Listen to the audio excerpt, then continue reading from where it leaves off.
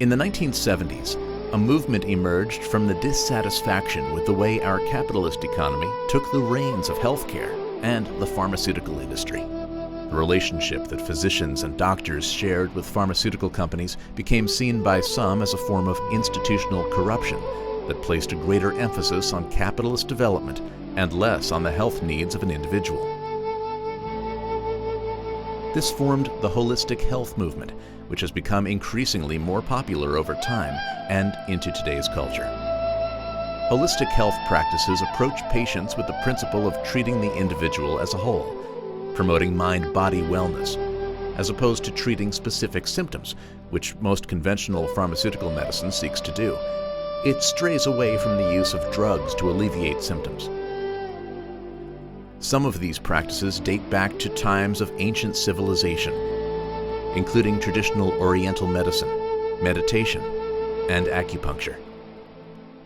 Many practitioners are herbalists and aim to treat the body through appropriate nutrition and herbal medicine, homeopathy, aromatherapy, as well as chiropractic procedures, massage therapy, and yoga are also forms of holistic healing and alternative medicine. In the town of New Paltz, located in the mid-Hudson Valley of New York, exists several holistic health centers that treat patients to help them reach their individual health goals. Erica S. Gabriello, a practitioner of natural medicine, including acupuncture, natural detoxification, Eastern and Western herbal medicine, nutritional healing, and homeopathy, spoke about her practice and her experience treating patients. I was very much attached to my family and my grandmother in Brooklyn, and she was very ill, always. She had diabetes, and she was always taking pills, and watching my grandmother be in pain was the biggest impetus in my life. This isn't okay. This person I love is ill. That's not okay.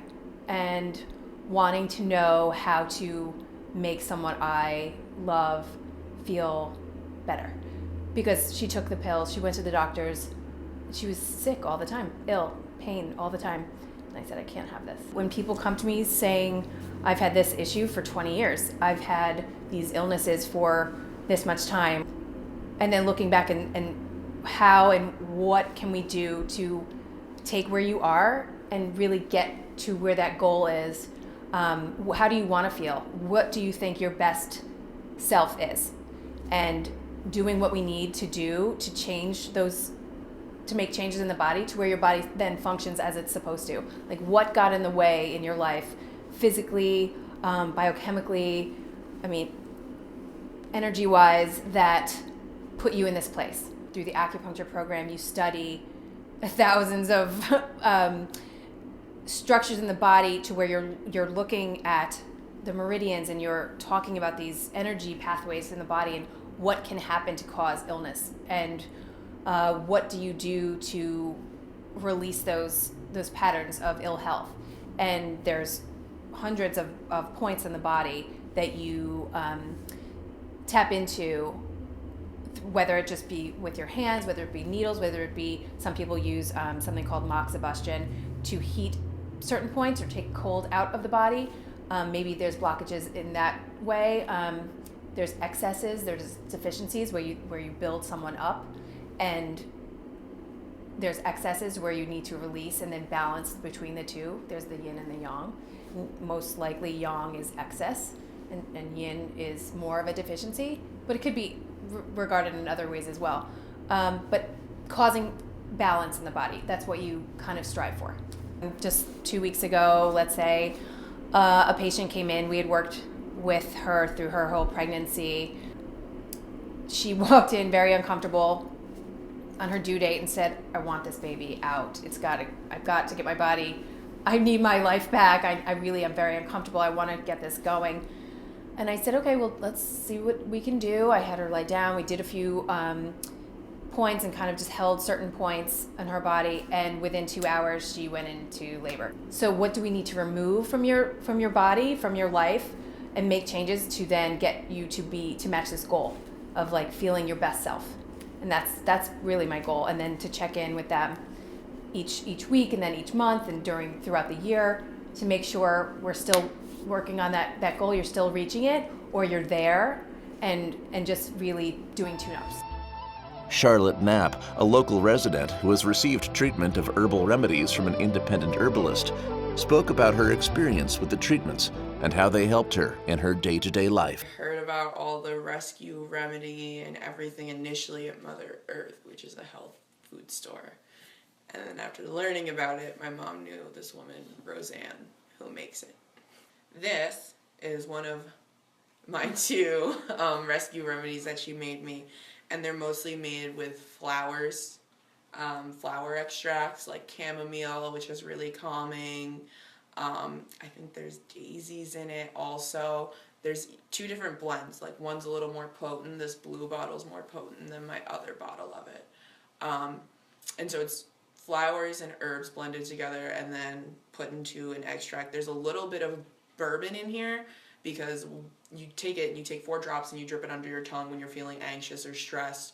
And the bourbon's in there, so the alcohol helps it go right into my blood system for me to absorb it through underneath my tongue. So it makes it so it gets into my system quicker. As soon as I feel anxious or like I'm gonna get stressed or I know I'm about to have a stressful day, I just put 4 drops under my tongue, and normally within like 15 minutes I'm much calmer than I was before. Before Natural Remedies, I used to be on Prozac, which is for depression and anxiety, and I used to be on lorazepam, which is for anxiety. And I actually don't take any of those anymore. I only use herbal things for my anxiety and stress now. This is kratom. It's used in Thailand for thousands of years for pain relief and energy boosting. They use it now in rehabs, and they give it to people instead of prescription painkillers like Percocet or Oxycontin, anything like that. They give people kratom instead because it's all natural. I take these when I work doubles or when it's my order day and I'm bending over in boxes and my back really hurts, and it's one of the only things that can like touch my back pain, like Advil and ibuprofen. That won't work at all. Like, this is the only thing that I can take that's like over the counter.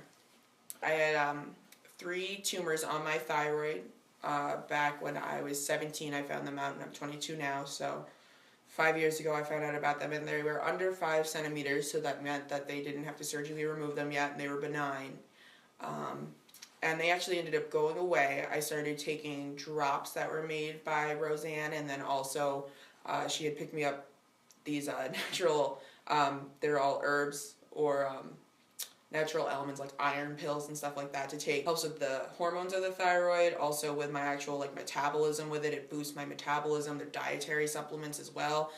This is GABA. I take 2 of the 500 milligrams a day, and they work really well on making sure like it keeps me full, and it doesn't, with your thyroid you can get really tired easily because of the switch in metabolism and from having a low metabolism and your body not processing the food and the nutrients and getting them out to the rest of my body. So I can get really tired and stuff, and this, when I take these and when I started taking these, they helped keep my energy at a higher level. In this tank is CBD oil, which is cannabinoid oil. It comes from the marijuana plant, just like THC does. But unlike THC, CBD oil doesn't actually get you high. CBD oil is really good for anxiety relief, pain relief. I use this along with the kratom. You just have to take a couple puffs on it, and then you're normally set. Works really, really well for anxiety, I found, and I know a lot of people that use it for pain relief. If I could suggest one thing for people when it comes to using herbal remedies instead of using prescriptions, the most would probably be when it came to my depression and anxiety. I felt a lot when I was on the prescriptions. I was very foggy, very like just level, like mood. I wasn't happy, but I wasn't sad. I was kind of just there. And I couldn't really feel my emotions. I wasn't able to cry at all or produce tears when I took Prozac. And using natural remedies, I can still keep control over my chemically imbalanced brain, but not pumping more chemicals into me. I'm using natural ways, and it is better, at least to me. I feel better than I ever did on prescription, at least antidepressants and anxiety medicine, using herbal remedies instead.